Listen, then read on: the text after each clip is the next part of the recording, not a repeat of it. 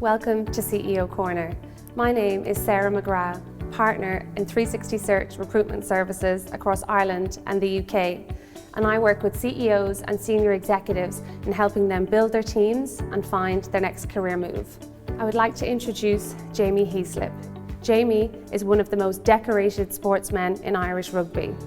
Throughout his 13-year career, he made 229 appearances for Leinster and earned 100 international caps, making him the most capped player in the history of Irish rugby. Not only has Jamie had an elite sports career, and his business is going from strength to strength, Jamie's education is stellar. He holds a degree in medical mechanical engineering. He holds a master's in management from Harvard Business School and a diploma in leadership, wellness and executive coaching. Jamie is a man that knows only how to operate at the highest level. And I'm thrilled to talk to Jamie today about the many parallels between elite sport, leadership and business. Jamie, thank you for joining us on CEO Corner. No problem, nice to be here. I'd like to know, when you were growing up, when did you realise that you had a talent for playing rugby and how was this nurtured? A moment for me was when I was about, I think I was 13, and so I was in second year in school, just starting second year in school, and I had played a couple of games for the JCT, which traditionally would have been like the guys would have been 14, 15 playing. My brother at the time was based in Japan. Like most people, my siblings are 12, 10 and 8 years older than me. I always say I'm the one who got past the keeper. But that's what being posted abroad will do to your family, right? Your claim to fame. Yeah. So like most of people, that's early 90s, and so around that time a lot of people left Ireland to go find a job. So my brother had gone to Japan and he was working there, and I remember hearing my dad on the phone at the time at that time you only had the cord phone. There was no mobile phones or anything like that, so there was only one phone in the house, and I could hear my dad on it talking to my brother and saying, yeah, I think he's pretty good. I think he's pretty good. I think he's playing above his age grade. And Graham thinks he's good, and my older brother Graham at the time was playing for Connacht, and he was one of the first group of players to go professional actually in Ireland, and he was captain of Connacht, so it was around that time. So these guys were kind of, that was the time when I'm all right at this, and I'm playing above my age grade, so I'm okay. It still came quite easy to me, for want of a better word, but I had a bit of an inside track because of my brother was getting what would have been the cutting edge of training philosophy or nutrition philosophy at that time. But that's not saying a whole lot. It was like mid to late 90s, so it's not saying... Like, be afraid of protein. Yeah, it's like, well actually back then they used to say like give yourself a can of Coke after training, which actually isn't a bad thinking, but just the general message around that isn't fantastic. But it was all around that time when I was kind of in second year, and that same year our junior cup team actually got to the final of the junior cup, which was a first in a long. Now we were beaten out the door by Blackrock, but that's kind of when it all started. And was it competitive? Were you competing against other guys your own age or even a bit older to try and get into more of a professional capacity? At 15 I got put forward for Leinster schools, got all the way to the end trials, but another guy got it, but I got it the following year. So at like 16 I was playing Leinster schools then, and then at 17 Irish schools and all this sort of stuff, and they kind of kicked on from there. But you're always kind of in, it wasn't really till I came out of school. The moment came for me though in 2004 when I played my second year of Leinster under-21s, made the Ireland under-21s team, and we got all the way to the World Cup final. 2004, that May-June time, we went to the World Cup. My sister went mad because I didn't go to my brother's wedding, but my brother was like, you're going to the World Cup, you're not going to my wedding. But that's for another discussion. But we got there anyway and got into final against New Zealand, and we lost. But I was nominated for Junior World Player of the Year along with a guy called Luke McAllister and Jerome Kino. Drumcano is still actually playing. He's in the European final in 2 weeks. He plays with Toulouse now. But he played with the Blues for years, New Zealand for years. And I remember going, oh, you can actually make a career. Yeah. And within that time, I'd been offered 2 contracts at the end of that year, and I actually turned them down after the 3rd year. Because I actually listened to my dad. If I rewind now, going, why did I even listen to my dad? But my dad, in fairness, was like, well, if you're good enough now, you'll be good enough in a year. You have a year left for your degree, so finish your degree. But that whole period of that 4 years of being in college and coming out of school was when I realised and you could go professional in it and the competition around it and what that looked like. But it was broken down, and the system in Ireland is great. It's broken down in such a way that you can have the long-term ambition, but they do these little milestones for you, these little checks that you kind of move towards, which is a really good way of breaking up that long-term goal. Yeah, and making short-term goals out of it, reachable goals. Yeah, 100%, and it keeps your focus there, you know, as opposed to, I have a terrible habit of thinking going straight to the long term. So you do need a bit of short-termism. Yeah. And throughout your 13 years, you've had success as a team and you've had success as an individual. And I guess from a business perspective, you have to act as a team and support each other. Yeah.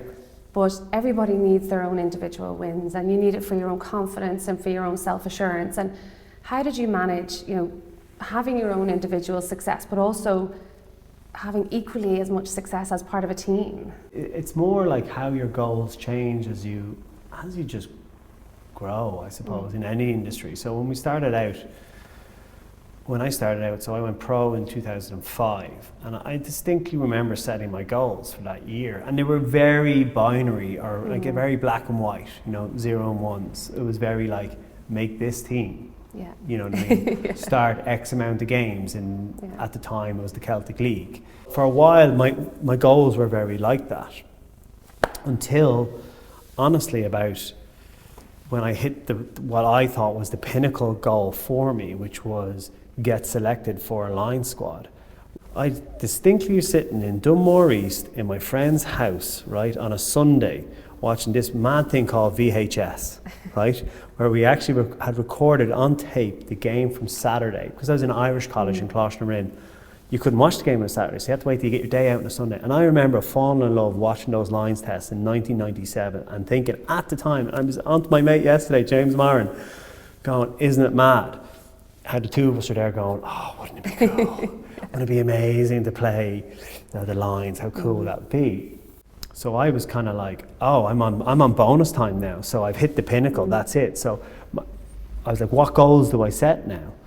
And my goals kind of, it's like that hierarchy you need, you know, Maslow hierarchy you need. You start getting to that like actual self-actualization kind of phase where you're like, you know, you're trying to look for personal growth more than like you're getting paid well. So that's removed, okay? You're getting to do what you love, what you dreamed of since you were a boy. I used to pretend I was Simon Gagan, run around my house, you know what I mean?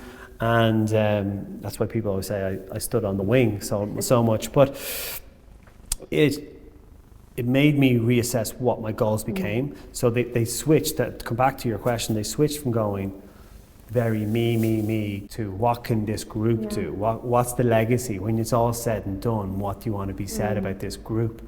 And my whole philosophy switched from then to what it is now, which is kind of leave the jersey in a better place, which is, you know, how can you elevate the standards of what you're doing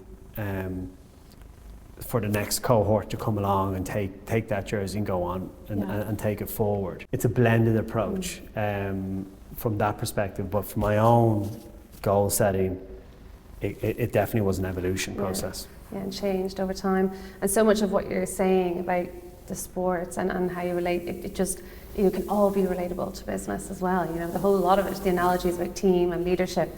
You know, you've operated at an elite sports level.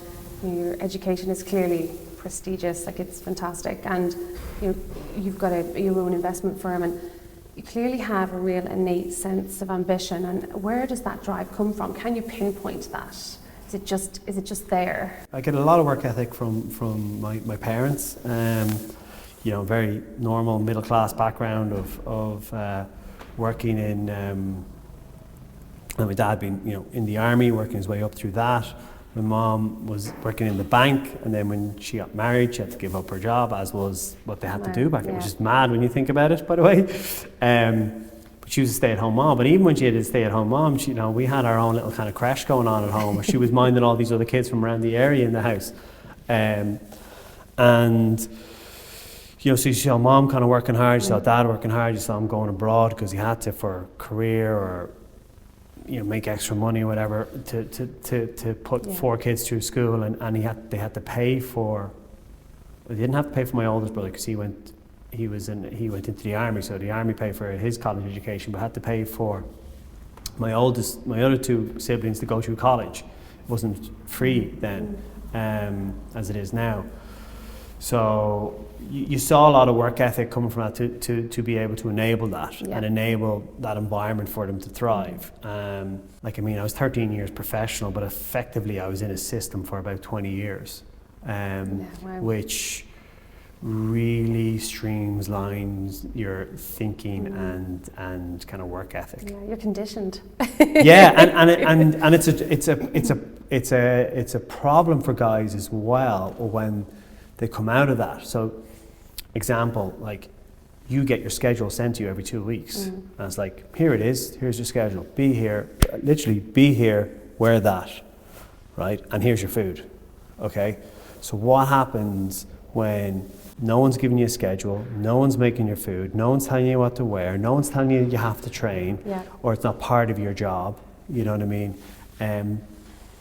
And that becomes a bit of a problem for guys as they transition out and they look for that next step. So it's hard for people to see the skills that they have for it and be able to apply it somewhere else. Wow, yeah, I can only imagine, and it's definitely what your dad said about the discipline. You can have talent without discipline. It's the whole, in psychology, the whole nature and nurture. Yep. You can have talent, but without actually developing it and harnessing it.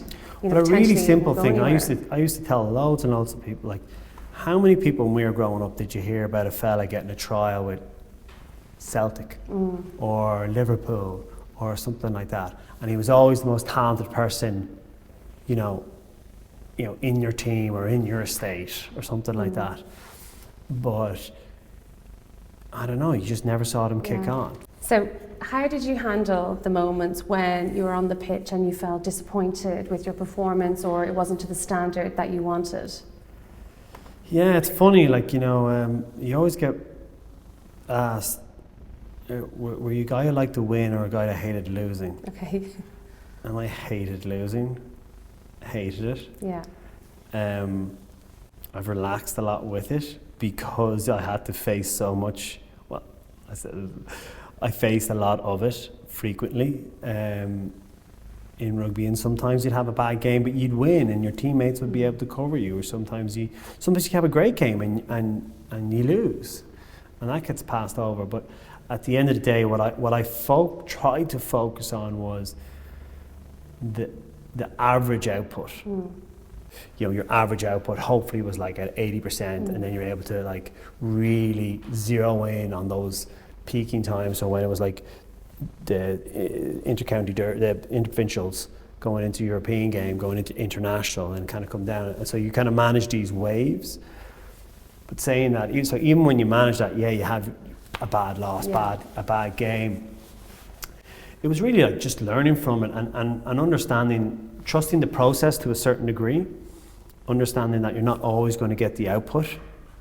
There's a lot of factors that can go into that, into the game, into the pitch, into whatever you're putting together, things that are out of your control. But trusting the process and controlling what you can in the process will, over the long term, set you up for success.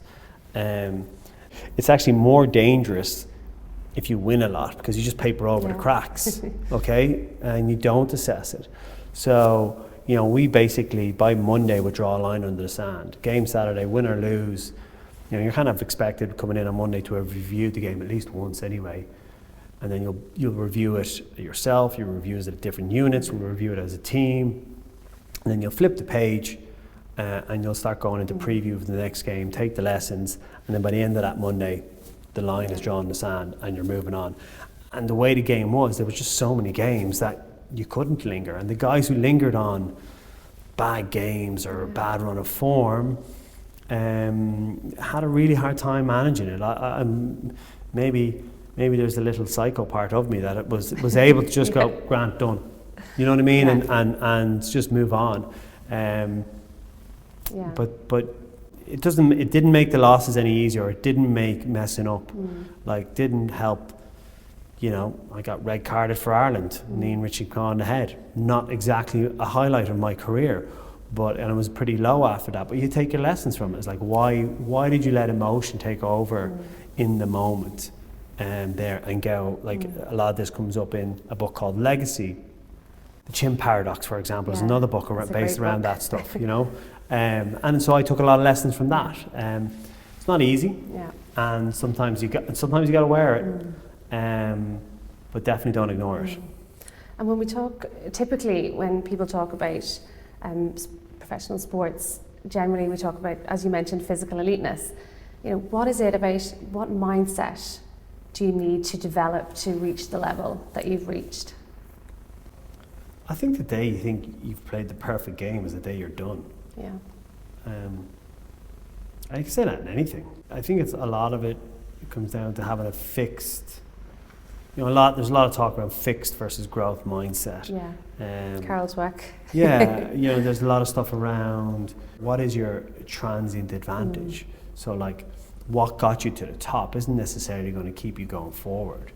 Are you at the top of the hill on the way down, or like have you discovered how to fly? Yeah.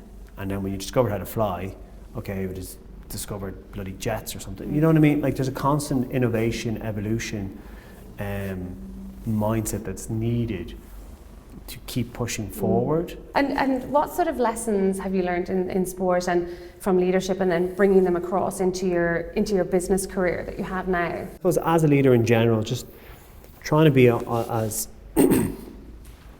authentic as you can be, not afraid to be vulnerable. Because I think the person that thinks they can do it all is it's a bit of a ticking time bomb. I think you got to realize that you've got to have some really good people around you with good points of view, diversity of thought, like I said, and understand that transient advantage can come from anywhere, and that you need that constant pipeline, like what the academy system does for Leinster. It keeps bringing these young talent through. You need these different ideas of innovation, of strategy that are going to get you that next advantage. And you can only do that, I think, by realizing that you don't have all the answers, that people around you will have some good points of view and answers, and you know, being brave enough to kind of say that, I suppose, is really important. At the moment you're working with Stripe, and what is it that attracts you to the tech industry, you know, working with big brands like Stripe and before that Flender? And before that was at Google. Yeah. So what attracts me about the high performance environments, truth be told, they're in a space that is constantly innovating, changing, growing, questioning how you do things. And that space fascinates me. It's really interesting when you look at the Irish market, for example, and how, you know, the news of two banks pulling out, and what does that do to our banking system, and you know, what kind of innovation can we bring into these kind of systems as well. Like, there's a whole load of things you can unpack with that, but why technology? Because it's ever changing, fast moving, and people in it, they tend to be high performance teams, which I really do enjoy being part of. That's home to you. Like the constant chaos and not knowing what's going to happen, but to a certain element, you know, it brings back two philosophies from two very different coaches that I've had that will I think stand to me anyway, which is kind of controlling the controllables, so you have that real balanced foundation so that you are comfortable in chaos. Yeah, I like it. And Jamie, what are your personal goals for the rest of this year? Well, that would be telling the trade secrets, wouldn't it? To finish your MBA. Well, actually, that is one of them. I literally was like, get through year one of my MBA. It's like one of my goals. And survive. Well, I mean, a good way of looking at it is so I've kind of 5 areas that I look at, right? And it's kind of like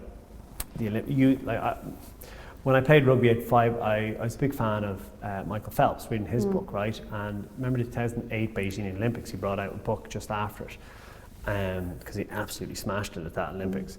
And I was a big fan of it, and I liked the Olympic rings, and I'm big into my imagery, and so I used the Olympic rings as they're all connected together, and each one was a particular area that was of importance to me. And I brought in that, kind of evolved it post rugby. And the 5 areas for me are my family, my job, Sabra Management, which is my company vehicle, personal company vehicle, growth is another one, and connection. So Sabra has a load of different things. So I would base goals around the different companies in there, or it might be a revenue number or something like that, or things I'm doing that. Your job, obviously, your own professional growth there, and where you want to get to. Family, of what you want to try and do for your family, and different experiences you want to create. And growth is where my MBA would fall into, where I have a goal called Kill Dad, which sounds worse than it really is. It's not literal, is it? No. But it's like kill the dad bod thing. Yeah. Oh, okay. Right, so as in, I hear a lot of guys, particularly my mates who have kids, going, I don't have time to train, I don't have time to have nutrition. I was like, well, I'm going to kill that. Yeah. I'll prove you that whole idea, I'm going to kill it. So that's the Kill Dad goal for this year. And then connections. The connection one is more about making sure that I'm meeting the people that I want to meet and spend time with. And so those are the kind of 5 areas that I'd have kind of different goals in. It's a great strategy. And we have 3 fun questions to wrap up our interview. Oh, okay, go for it. Hit me. This will be easy for you. What was the last book you read? Would you believe this? Now, I actually haven't read a book in so long because I've had to adapt.